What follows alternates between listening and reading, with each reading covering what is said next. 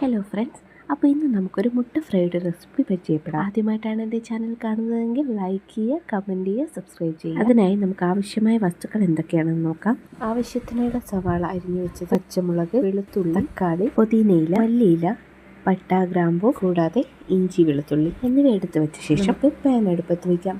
Pan ചൂടായ ശേഷം അതിലേക്ക് വെളിച്ചെണ്ണ ഒഴിക്കുക. വെളിച്ചെണ്ണ നന്നായി ആയതിനു ശേഷം ഫ്ലേവറിന് വേണ്ടി കുറച്ച് പെരുംജീരകം കൂടെ നമ്മൾ നേരത്തെ എടുത്തു വെച്ച പട്ട, ഗ്രാമ്പൂ എന്നതിൻ്റെ മിക്സും കൂടെ ചേർത്ത് നന്നായി ഇളക്കുക.